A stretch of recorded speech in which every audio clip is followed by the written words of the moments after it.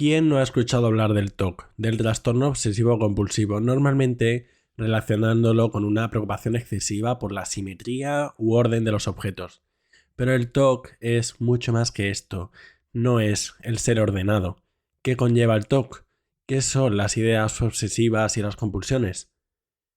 ¿A cuánta gente afecta y cómo reconocerlo? ¿Tiene alguna base biológica y tratamiento posible? Hoy hablaremos del TOC, del trastorno obsesivo compulsivo.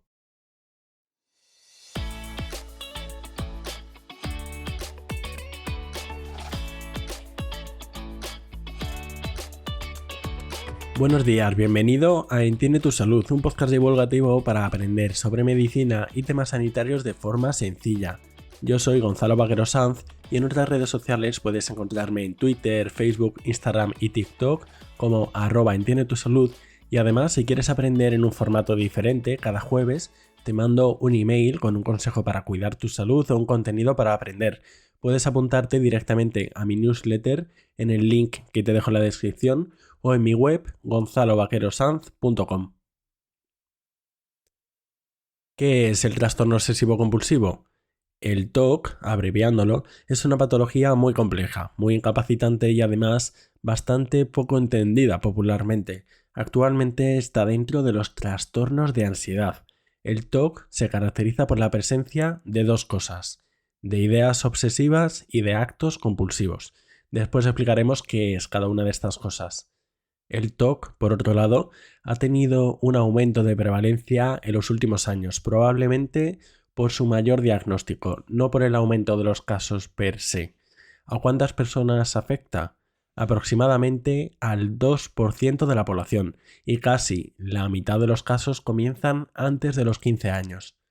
Lo normal es que los síntomas del TOC empiecen de niño o de adolescente joven, pero la media hasta el diagnóstico son de 5 a 8 años, lo cual es una barbaridad. Además, en el TOC no hay diferencias de prevalencia entre sexos, pero sí hay una mayor tasa de TOC en las clases sociales altas y en personas con cociente intelectual alto. ¿Qué síntomas caracterizan al TOC? Las ideas obsesivas y las compulsiones, por eso se llama trastorno obsesivo compulsivo. ¿Qué son las obsesiones? Las obsesiones son pensamientos, impulsos o imágenes que de un modo intrusivo, repetitivo e indeseado aparecen en la persona y causan malestar o ansiedad de forma significativa. Las ideas obsesivas tienen una serie de características. Son insistentes, repetitivas y persistentes. Son involuntarias, es decir, fuera del control de la persona, y la misma persona las considera como falsas, intrusas o inadecuadas, pero le genera ansiedad o malestar. Estas ideas pueden ser muy variadas, desde pensamientos hasta imágenes, representaciones o elaboraciones más complejas como escrúpulos o dudas. ¿Qué ideas obsesivas son las más frecuentes?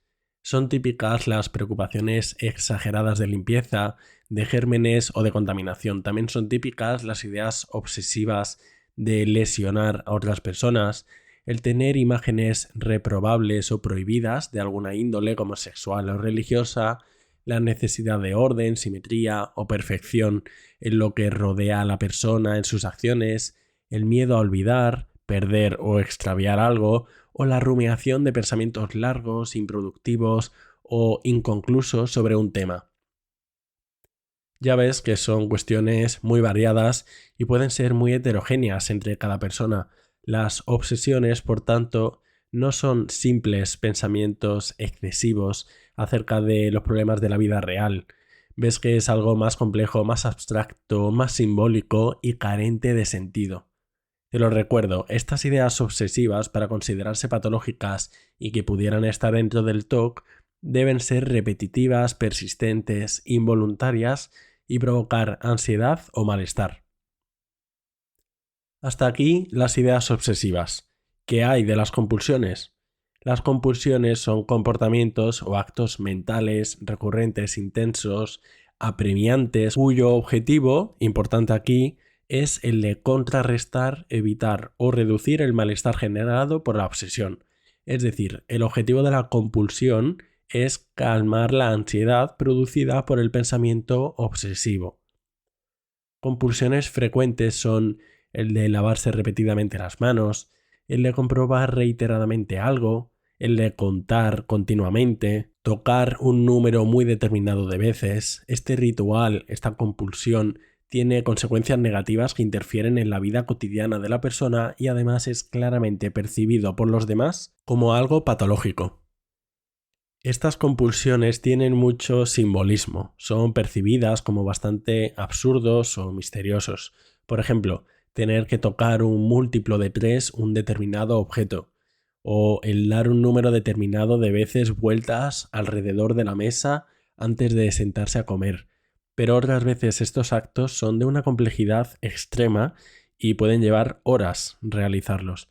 A veces estos ritos son una especie de exigencia para protegerse o proteger a sus allegados de una supuesta desgracia. Estas compulsiones no son solo actos físicos, recuerda que también pueden ser mentales, como por ejemplo el rezar una serie de oraciones o el hacer cálculos matemáticos complejos como compulsión para calmar la ansiedad de la obsesión. Hemos dicho un par de veces que los síntomas del TOC deben generar un malestar significativo, pero los niños es importante recalcar que si tienen TOC es frecuente que ellos no lo consideren como angustiantes ni que les genere un malestar subjetivo, por lo que el diagnóstico en niños es más flexible. ¿Cómo sé si mis síntomas o los síntomas de una persona pueden ser debidos al trastorno obsesivo-compulsivo? Hay momentos en los que todos nos replanteamos nuestras decisiones o volvemos a comprobar cosas, pero no todo pensamiento repetitivo es una obsesión, ni todo ritual u hábito es una compulsión. Normalmente las personas con TOC no pueden controlar sus obsesiones o compulsiones, a pesar de saber que son excesivas.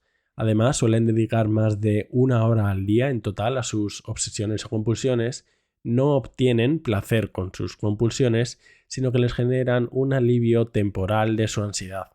Y además tienen problemas importantes en su vida diaria debido a estos pensamientos o comportamientos. ¿Y tiene el TOC una base biológica?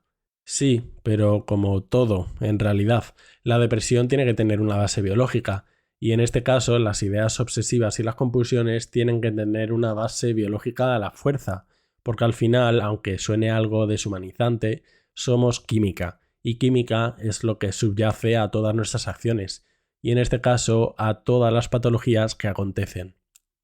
Del TOC se han hecho muchas investigaciones para dilucidar su base biológica y su carácter o no hereditario. Sí se ha encontrado una mayor tendencia a padecer TOC si tenemos un pariente de primer grado afectado, y de hecho se han establecido genes concretos, sobre todo alteraciones relacionadas con el receptor de serotonina. Esto además tiene sentido, ya que los tratamientos farmacológicos encaminados a aumentar la serotonina mejoran los síntomas del TOC, como veremos al final del capítulo. Probablemente haya otro tipo de mutaciones, alteraciones y modificaciones, pero otro neurotransmisor que parece bastante implicado es la dopamina. Otros investigadores, por otro lado, apoyan más la teoría inmunológica del TOC, considerando que este puede ser el resultado de una patología autoinmune mediante la cual nuestro propio sistema inmunitario ataque a los ganglios de la base del cerebro, unas partes profundas del cerebro, porque sabemos que hay patologías como la fiebre reumática que por medio de alteraciones autoinmunes pueden generar un síndrome o síntomas con características obsesivo-compulsivas como el TOC. ¿Y en las imágenes del cerebro se aprecia alguna alteración? Sí, y esto también es importante para apoyar la base biológica existente en el TOC.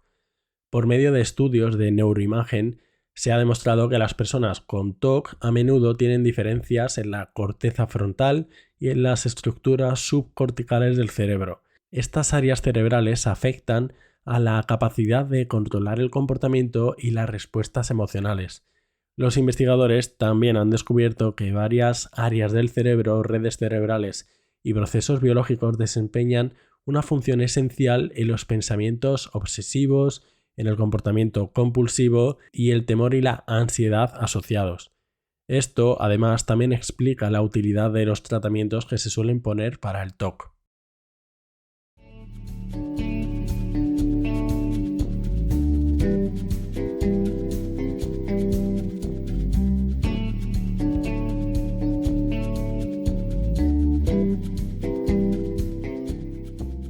El TOC normalmente se inicia en la niñez o en la adolescencia y se establece al inicio de la edad adulta, y es frecuente que se inicie tras un acontecimiento precipitante, sobre todo al enfrentarse a problemas significativos que le generen una ansiedad importante.